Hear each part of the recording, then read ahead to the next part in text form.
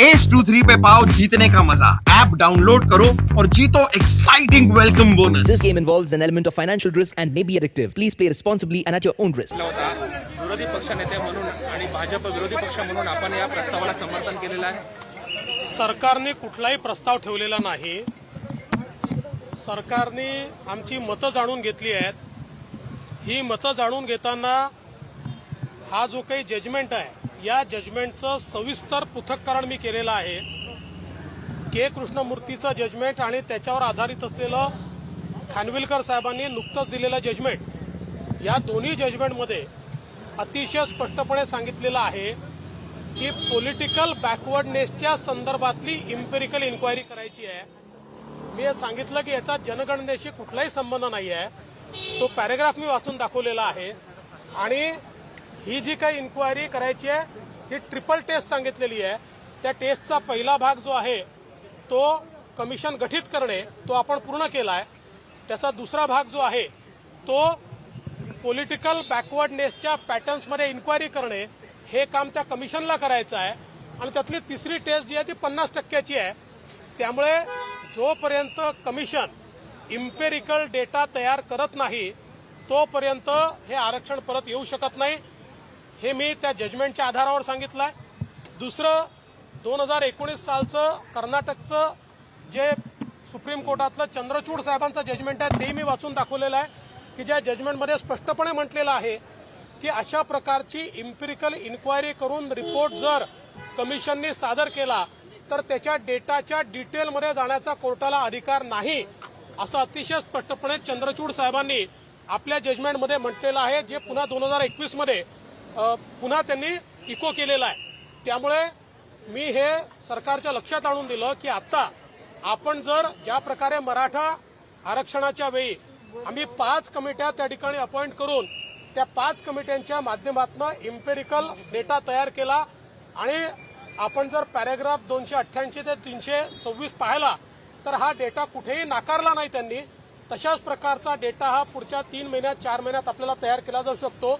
त्याच्यावर जी काही कर्नाटकातला डेटा तयार झाला होता तर आपल्या गवई साहेबांनी त्या ठिकाणी सांगितलं, राजेंद्र गवई साहेबांनी, की तो 2 महिन्यात झाला होता आणि तो अफेल्ड केलेला आहे। त्यामुळे अशा प्रकारचा डेटा जर आपण तयार केला तर आपण ओबीसीचं आरक्षण हे निवडणुकांच्या आधी परत करू शकतो आणि त्यामुळे केंद्राचा डेटा आणि सुप्रीम कोर्टातली केस वगैरे या सगळ्या गोष्टी आवश्यकताही त्याची नाही आहे।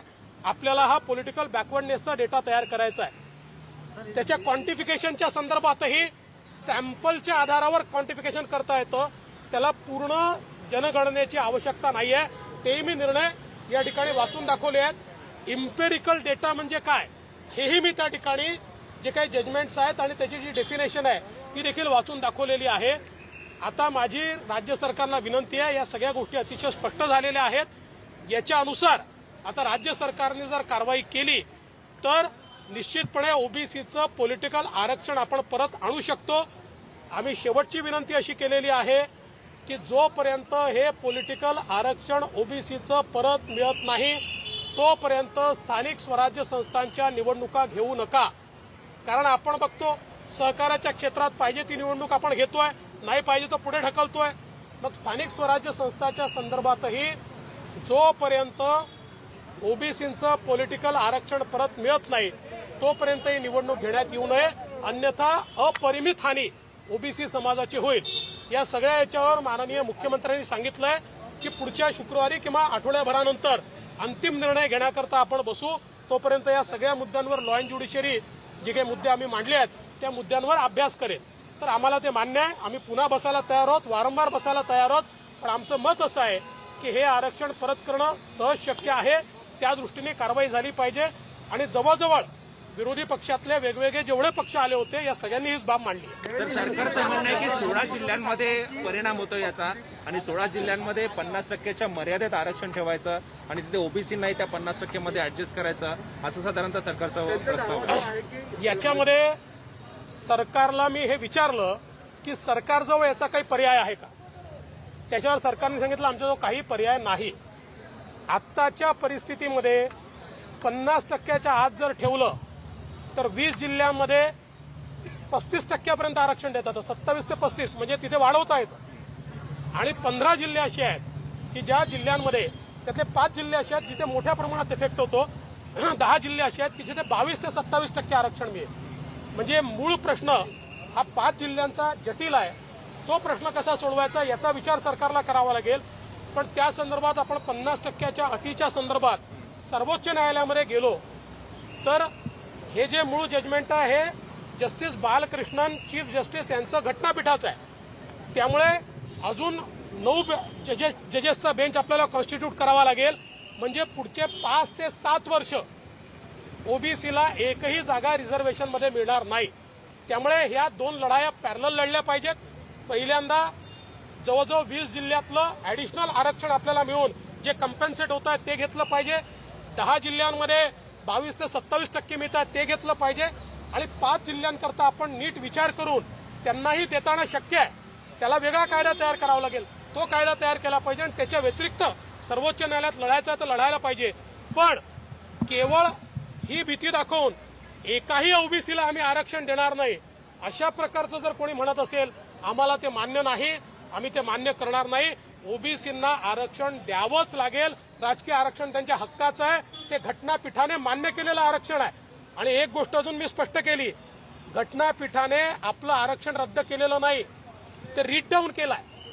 ते स्ट्राईक डाऊन केलेलं नाही. रीड डाऊनचा अर्थ असा आहे ट्रिपल टेस्ट पूर्ण करा आरक्षण परत मिळेल. हिंदी में जानना चाहेंगे, हिंदी में जानना चाहेंगे आज की मीटिंग किस बात को लेकर के थी और कितना क्या क्या चीजों पर डिस्कस? देखिए